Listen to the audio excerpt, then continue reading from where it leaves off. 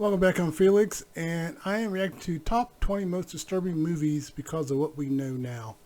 I want to start off by saying, hey, I'm at 36 followers.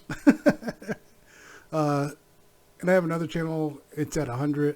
It's like, oh, numbers are moving up, that's good. I forgot what I was going to say. I've been working hard. I'm not supposed to be, but things need fixed and done. I got stuff in my hair. It looks like it. Ready to take a break, make this video. Change of pace, if you will. So let's see what disturbing things we know. Woody Allen, yeah, he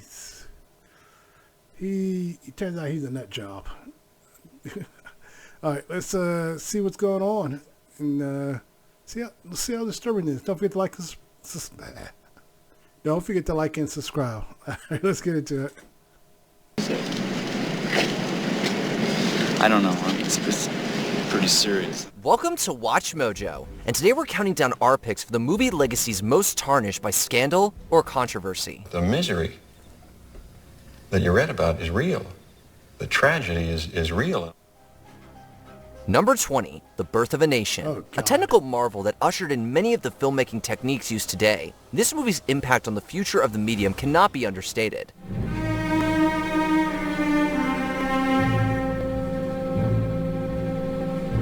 And yet, there's more than a few reasons why they don't teach The Birth of a Nation in film class. The big one is it's often considered one of the most racist movies ever made. Every single African-American character is portrayed as a mindless, damaging caricature, which is made all the worse since most of the performances are by white actors in blackface. Under a modern social lens, the truly abhorrent depiction of race relations overshadows any of the film's cinematic merit.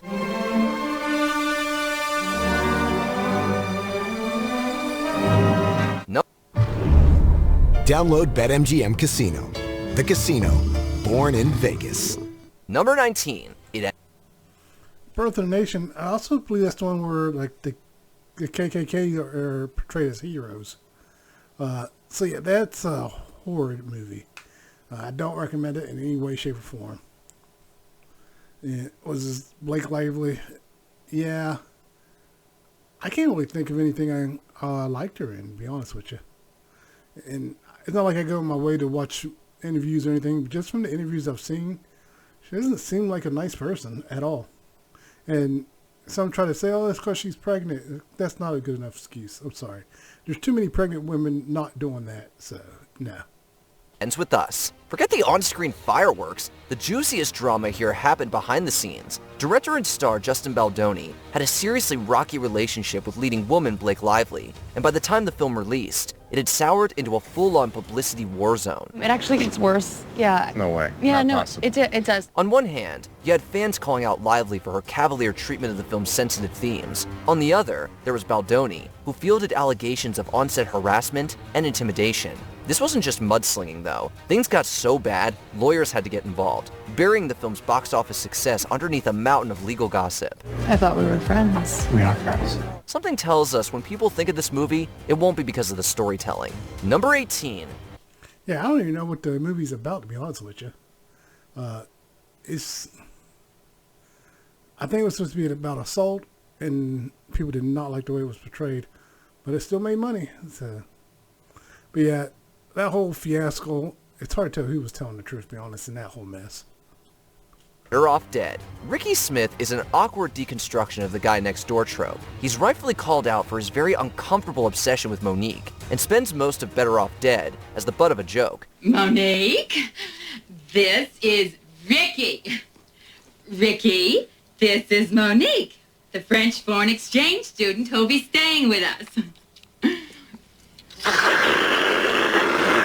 It's all fine and dandy until you realize Ricky is played by Dan Schneider. Yeah, Nickelodeon's Dan Schneider. For those who don't know, he was the creator behind several iconic kids shows like iCarly, Victorious, and Zoe 101. But his work has since been heavily scrutinized for putting young, female performers into highly inappropriate situations. Given that Ricky Smith is the exact kind of creep Schneider's accused of being, Better Off Dead is nigh unwatchable anymore. Monique!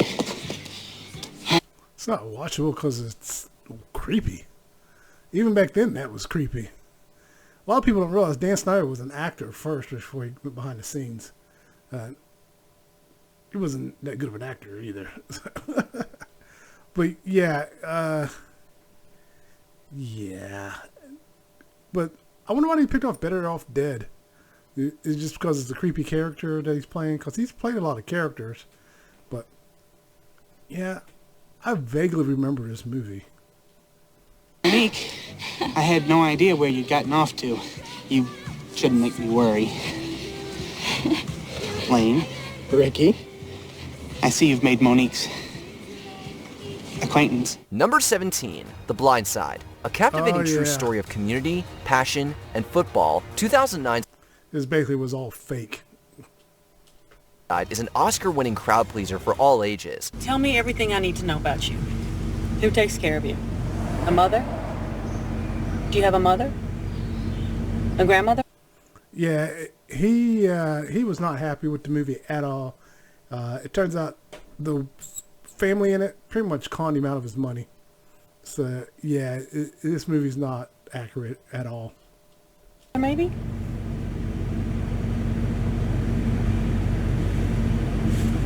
Tell you what, Big Mike. We can do this the easy way or we can do this the hard way. Or at least, it was until 2023. The film version of events see down on his luck Michael Orr, adopted by the Toohey family, who helped propel him into a mainstream football star. 14 years later, Orr revealed the Tooheys hadn't adopted him at all, but rather invoked a conservatorship, which allowed them to profit off his likeness. He entered a conservatorship with the Tooheys, which is wildly different than an adoption. Kind of makes you question their motives, doesn't it? Even without touching on the white savior part of it all, the allegations alone are enough to change how you see The Blind Side forever. Number 16, A Beautiful Mind. Yeah, he's actually sued him, and they've gone back and forth, and yeah, it's a whole mess. That movie was not accurate at all. All it takes is a little digging to see that this biography isn't really based on a true story at all. Oh yeah, this guy, the real life guy, he's from West Virginia, and he if he was still alive, he'd be MAGA. Yeah, he wasn't a nice guy. The truth is that I don't like people much, and they don't much like me. But why? With all your obvious wit and charm. While John Nash was a gifted mathematician and a recipient of the Nobel Prize in Economics, that's about as accurate as A Beautiful Mind gets. It conveniently leaves out Nash's complicated history with women, his alleged anti-Semitism, and how serious his schizophrenic behavior really was. A Beautiful Mind is definitely a well-made film, but it tries so hard to make you root for its main character, it becomes glorified fan fiction. Well, conviction, it turns out, is a luxury of those on the sidelines, Mr. Nash. I'll try and keep that in mind. The truth doesn't always make for a good story, but trying to conceal it is a surefire way to destroy your movie's reputation. Number 15, Last Tango in Paris. In this erotic drama, a young Marlon Brando begins a risque relationship with a young Parisian girl. So you're here. Why didn't you answer? Go get the butter. I have to hurry. I have a cab downstairs waiting. Go get the butter. When she rejects him, he takes what he wants with force. It's a harrowing scene in what is already one of the most explicit films ever made. But, to make matters worse, actress Maria Schneider had no idea just how far it would go when she showed up to set that day. In order to elicit a more natural reaction, both Brando and the movie's director withheld the specifics of Schneider's role. Let's talk about us. Okay. This place is so beautiful. It's a choice that left the 19-year-old utterly traumatized. Nowadays, the most famous scene in Last Tango in Paris is also the one we recommend fast-forwarding through. Number 14. Yeah, Marlon Brando, towards the end, was just nuts and egotistical. Christopher Reeves, they were in Superman together, him and Christopher Reeves. Christopher Reeves did not like that man. He did not like him at all and did not hold back on letting everyone know he did not like him. The Adventures of Milo and Otis. How controversial could a children's film about cats and dogs get? You're in the pipe, Milo. Try again. Is it that they died? How does he do that? Milo wondered. Well, the answer is pretty darn controversial, especially when the production is accused of numerous counts of animal neglect. Since Milo and Otis were both played by real animals, many international humane societies launched investigations into whether the pets were properly cared for during the long shoot. No hard evidence was found either way. However, rumors of its eerily realistic stunt work has followed the adventures of Milo and Otis ever since. A dream about Otis and how they used to play together when... Oh, so there's no proof. Why is this even in here? There's no proof. I thought they were going to come back with proof of stuff. There's no proof. Yeah, pick a different... There's plenty of animal films you could have picked that there's proof of animal crew. There's one about the horse racing. I can't think of the name of it. Well, there's a couple of horse racing movies where the horses were really dying. So, yeah, there's plenty of animal cruelty movies you could have picked. Young, oh, would it ever be like this again? Would he ever see Otis again? We get why. These two furballs are so adorable, the mere thought of them being harmed in the making of this movie is completely unforgivable. Number 13, Heathers. These days, a high school drama with murder, sexual harassment, and bomb threats would be yanked out of theaters faster than you can say, sorry, Heather. Hello, Jason Dean. Greetings and salutations. You a Heather? No, I'm a Veronica. Sawyer. But in the 80s, it was just good popcorn entertainment. Heathers was a teen thriller so divorced from reality, it could cut right to its razor-sharp social commentary. However, as the years go by, Veronica and JD's ultra-violent love story becomes closer and closer to everyday high school life. In an age where schools are common targets for acts of terror, Heathers strikes a much darker chord. What are you talking about? You hated her, she hated you. If you want proof, just look at the ill-fated TV adaptation, which had to be pushed back again and again due to rising gun violence. Number 12. Yeah, they should have never made a series out of that, first off. That's not something you want to make a series out of. Although they do have that, what's that series with Zendaya on HBO? I'm not good with TV shows these days because I can't remember names of them. But that show's on the air, and that's one that deals more with sex and, I think, sex and drugs. But still, it's on HBO. I don't think that was on HBO. I forget what that was on. And from what I understand, it wasn't that good to begin with, so that doesn't help either. If you're going to turn something like that into a TV series, you got to go for it. And I think they went over the top with the dressing. Because if I remember correctly, in Heathers, it was about looking good, looking professional, not whatever the hell she was wearing. And let's be honest, most people in high school are not wearing that stuff. Even in Heathers, they weren't wearing that stuff. So I don't know why they go so extreme with high school fashions in movies and TV shows. And Poltergeist 2, The Other Side. While some might find the movie too scary to sit through, in reality, Poltergeist is tough to revisit for reasons outside its narrative. Her name is Heather O'Rourke.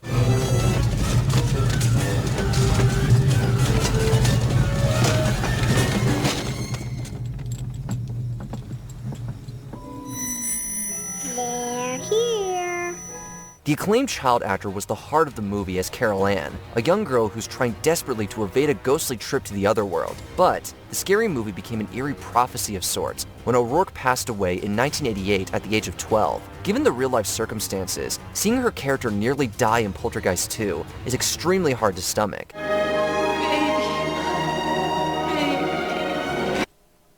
What about 3? I think in 3 they did have her kind of die.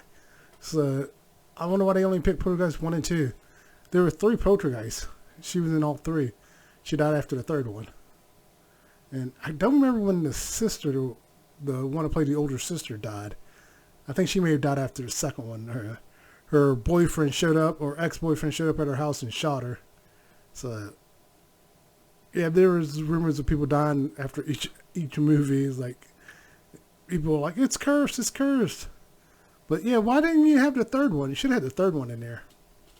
In a way, it's a testament to O'Rourke's work. She's simply too convincing. Number 11, Kramer vs. Kramer. No judge or jury needed here. Dustin Hoffman is 100% in the wrong. Just tell me what I did. That's all. Just tell me what I did that's so terrible. His commitment to method acting is commendable, but it crosses a lot of lines when he can't separate his castmates from their characters, such as in Kramer vs. Kramer. In the name of invoking a better performance from her, Hoffman repeatedly harassed co-star Meryl Streep. It ranged from insults, to slaps, to even throwing a real glass at a wall without her knowledge.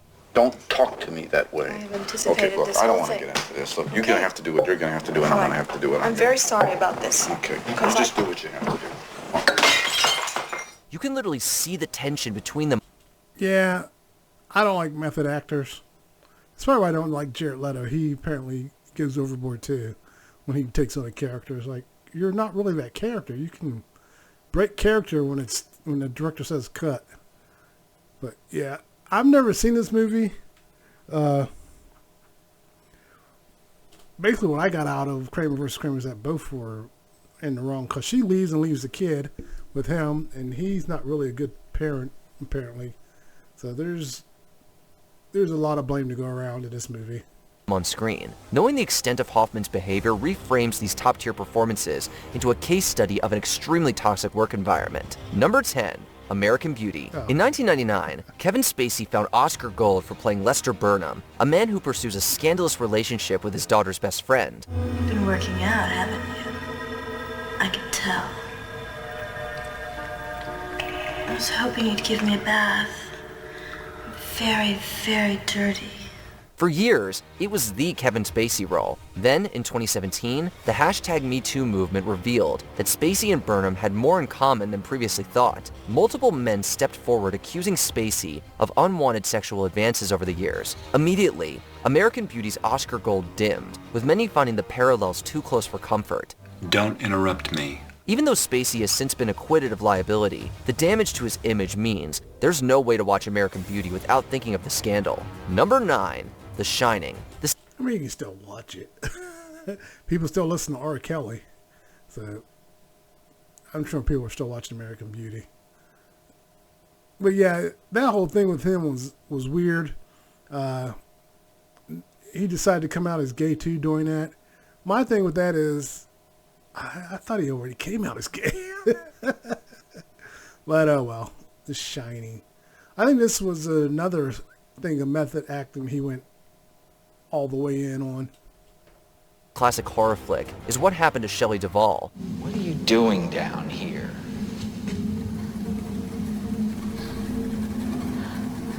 I just wanted to talk to you. Okay, let's talk. As Jack Nicholson's character falls deeper into madness, director Stanley Kubrick knew Duvall had to serve as the audience surrogate, aka, her job was to freak out in the final act. Kubrick, however, was unsatisfied with her work, and he made sure she knew it. Duvall was verbally berated, kept for long hours, and allegedly made to do takes over 100 times. Before the film was finished, clumps of Duvall's own hair were falling out from the stress. We can't argue with the results. The Shining is a true genre-defining staple. I mean, you can't argue with the results. There are probably better ways to have gotten it. But it came at way too high a cost. Number 8. The Crow. If you watch The Crow with no prior knowledge, you'd probably be enthralled by its unapologetic style and edginess. But sometimes, something so bad happens that a terrible sadness is carried with it, and the soul can't rest. Then sometimes, just sometimes, the Crow can bring that soul back to put the wrong things right. Unfortunately, the film takes on a whole new meaning when you learn leading man Brandon Lee died on set. With only 3 days of shooting left, negligent handling of a prop gun put the entirety of The Crow into question. Eventually, producers decided to go forward with the theatrical release, but considering The Crow features Lee's character rising from the dead to exact vengeance on those who wronged him, the actor's death isn't exactly easy to forget. I'm not gonna kill you. Your job will be to tell the rest of them that death is coming for them. Tonight. All things considered, though, it's a feat The Crow ever saw the light of day in the first place. Number 7. There was a TV show called The Crow. I used to watch it, actually. It wasn't that bad. It's a syndicated show. With syndicated shows, you never went in expecting Emmy award-winning performances. Something else. Sorry, I keep seeing stuff in my hair. But I think it was a gray hair. But yeah, you don't go watch the syndicated shows expecting Emmy award-winning performances. Not to say there aren't syndicated shows that did do that. I believe Star Trek won an Emmy, and technically it was a syndicated show. So Star Trek: The Next Generation, that is. And I think Deep Space Nine won one as well. I could be wrong about Deep Space Nine. But either way, as for a syndicated show, it wasn't that bad. Now, I do know they tried to bring back The Crow, and it didn't do that well. And sometimes a movie has done what it's supposed to do, and it's time to move on. Trying to bring back The Crow, I think they should have just left it alone, to be honest with you. Yeah. Oh, Wizard of Oz. I've heard lots of things about Wizard of Oz. Let's see what they cover. Of Oz. Dorothy's trip to Oz was made with a Herculean effort from the cast, many of whom have actual scars to prove it. You stay out of this, Glinda, or I'll fix you as well. Oh, rubbish. You have no power here. Be gone before somebody drops the house on you too. For example, the original actor for the Tin Man had a severe reaction to the aluminum makeup and was hastily replaced. Then, there's Margaret Hamilton, who suffered third-degree burns during a botched stunt. Oh, and there's also the original director, who was fired partway through production for creative reasons. Most of all, we can't forget Judy Garland, who endured non-stop ridicule and harassment during shooting. Please, sir, I've got to see the wizard. The Good Witch of the North sent me. Suffice it to say, if you follow the Yellow Brick Road, you're going to stumble on a lot of classic Hollywood scandals. I think Julie Garland, that's also where they, like Drew Barrymore, she was hanging out with adults. Like, I think in her case, I don't think it was so much she wanted to hang out with adults, but she was hanging out with adults. Like, there was no other kids on the set. So there was that. I feel like a lot of stuff went on from the stories. I should see if anyone's done a full story on the Wizard of Oz and all the stuff that went on. But there was more with her that went on set as well. Number 6. In Cold Blood. Actor Robert Blake stepped into the shoes of murderer Perry Smith back in 1967. You never meant it. You know what? Just off the top, I believe this is the remake. This is a remake. There was one before this, if I remember correctly. Because I saw this one, and then I found out there was another movie that came out before this one. Maybe in the 50s. But yeah, this one's actually a remake. And I think there's another one that's in color. But yeah, I don't think this is the original movie. But they probably put this one called a Blake. Blake, I think he died in prison. I think he's dead. I don't know. Not even going to look it up. Not going to Mexico, did you? Did you?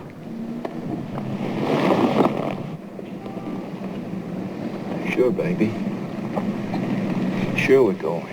Later in 2001, Blake experienced another murder trial, only this time, he wasn't acting. When the body of Blake's second wife turned up in his vehicle, he became the prime suspect in the news story of the year. Even though Blake was acquitted of murder charges, the court of public opinion was slow to forgive and forget. It's especially hard given his performance in Cold Blood, where Blake convincingly plays someone charged with the very same crime. Please, try to control yourself. Surprised I understand why they picked In Cold Blood, but he's done a lot of other stuff. I think, what was it?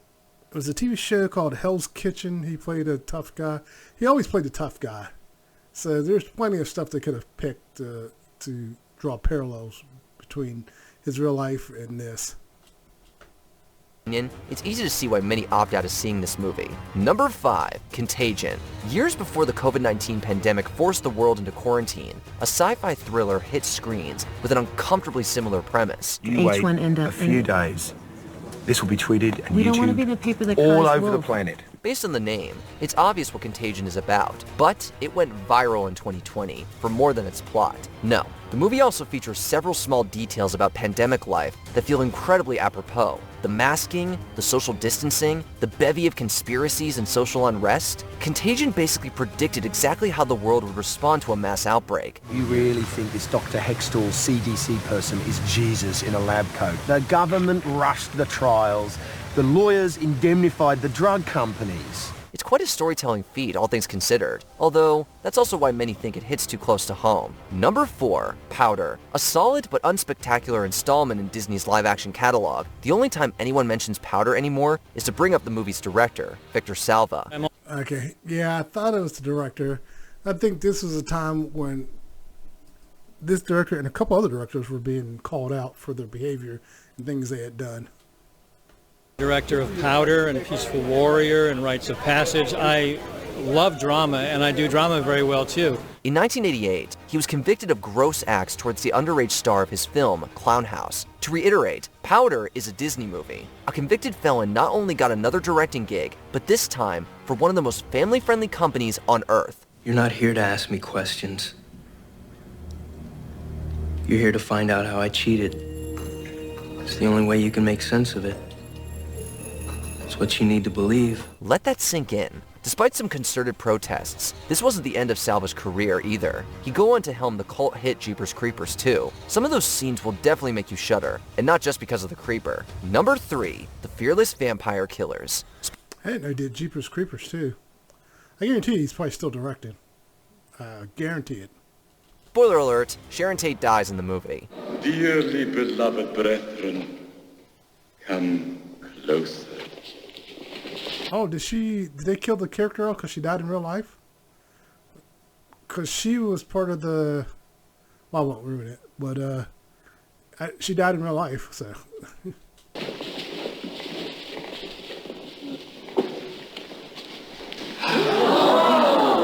This isn't all. This isn't all. Roman Polanski tries to save her character, but she falls victim to the vampires, and the credits roll. That wasn't the end of their story, though. The performers fell in love and got married, only for Tate to meet the same fate as her character 2 years later. You might know it better by the name The Manson Murders. It's one of the most notorious acts of violence in American history, so seeing Polanski and Tate unknowingly act out their future makes Fearless Vampire Killers an incredibly disturbing watch. I'm not disturbing you, am I? Not at all, not at all. Vampires or not, this movie felt way too real. Number 2. Well, there's another reason not to like that movie. I didn't realize that was Polanski, Roman Polanski. I didn't know he acted as well. Yeah. If you know anything about Roman Polanski, there's another reason why that movie's creepy. Considering he was accused of assault on a minor and fled the country, and he wasn't allowed back in the U.S. If he stepped foot in the United States, they were going to arrest him and throw him in jail. So he just never came back. And people still celebrate him as this great director, even though he was guilty of the crime. Everyone knew it. That's why he fled. So yeah. So there's also that he was guilty of that, and Sharon Tate. So there's two things about that movie. Manhattan. In 1979, Woody Allen dated a young girl while also exploring feelings for 2 other women in his life. Not a good thing. You should think of me sort of as a detour on the highway of life.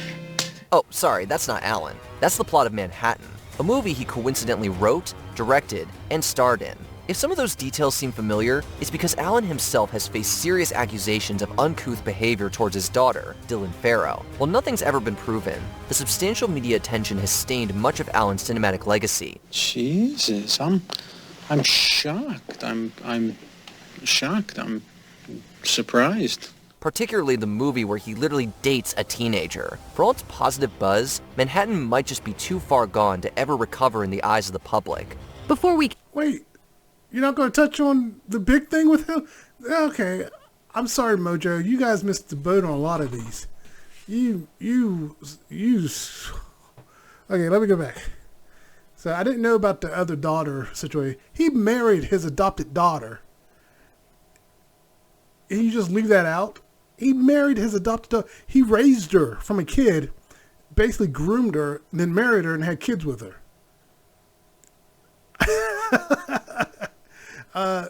So yeah, they just left that part out. And talking about nothing improved, and everyone knew it. He married his I believe they're still married.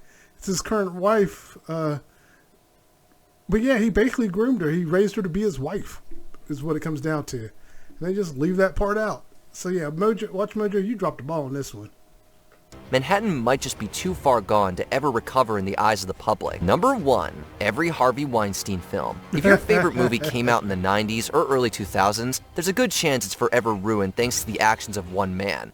Stage love will never be true love while the law of the land has our heroines being played by pipsqueak boys in petticoats. Bonus points if it has a female lead. Harvey Weinstein's stink infected Hollywood for generations, to the point it's not fair to single out one film. He harassed so many women that his grubby legacy is over comedies, horrors, dramas, and everything in between. It's a real shame that such a large corner of the industry is forever tainted by such a despicable man. Oh, Sydney. He's the reason the Wayne brothers lost Scary Movie, access to Scary Movie. I believe they got it back because they're working on Scary Movie 6. But yeah, he's the reason that whole company he was part of took Scary Movie from them. So there's that. But yeah, Harvey Weinstein, what a piece of crap. Eating my muffin and drinking my coffee and replaying the incident in my head when I had what alcoholics refer to as a moment of clarity. Then again, the real question is how his behavior went unchecked for so long. Which of these movies would you pay to watch? So yeah, I'm going to say this Watch Mojo was a letdown in a lot of ways. I don't think any of these I didn't know about, but they left out all the juicy parts of every single one of these movies. There's so much more going on. I understand it's just a small 18-minute video, but you could have touched on the really big things in this. Maybe the person doing it didn't want to, but there's so much. Woody Allen alone, there was a lot more stuff, but it is what it is. All right, don't forget to like and subscribe, and everyone take care. Later.